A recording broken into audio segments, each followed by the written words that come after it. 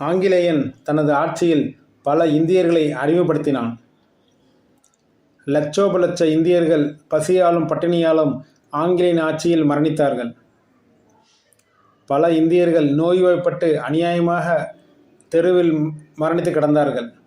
இதுவே வரலாறு. வரலாறு இப்படி இருக்க சிலர் ஆங்கிலேயனை இங்கு பாராட்டி கொண்டிருக்கிறார்கள். ஆங்கிலேயன் நம் நாட்டுக்கு வரவில்லை என்றால் நாம் ஏதோ ட்ரெயினையே பார்த்திருக்க மாட்டோம் என்று தம்பட்டம் அடித்துக் கொண்டிருக்கிறார்கள். அவ்வாறு பேசும் சுயநலவாதிகளுக்காக அன்றே தேவர் பேசியுள்ளது.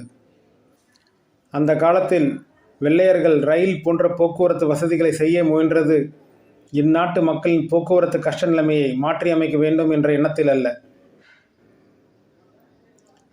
ரயில் வண்டிகளிலே ஆட்கள் உட்கார்வதற்காக போடப்பட்டுள்ள பலகைகளை உயரே தூக்கி பார்த்தால் அதற்குள்ளே தனித்தனியாக 3 பள்ளம் இருக்கும்.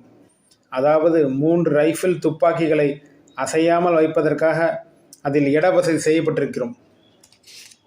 ஆங்கிலேயன் மனோபாவம் என்பது தன் கழுத்தில் தன்னை வளர்த்து வரும் எஜமானன் கத்தியை வைக்கும் வரையில் ஆட்டுக்கடாவானது தனது எஜமானன் தன்னுடைய வளர்ச்சியில் விசேஷ சிரத்தை காட்டியே தழைகளையும் இதர தீனிகளையும் கொடுத்து வளர்த்து வந்தான் என்று எண்ணிக்கொண்டிருக்கிறோம். இதே நிலையில்தான் ஆங்கிலேயன் இந்தியாவிற்கு உதவி செய்வதும் இந்திய மக்கள் அதை உபகாரமாக செய்கின்றான் என்று எண்ணியிருப்பதும் என்று மிக தெளிவாக தேவர் பேசியுள்ளார்.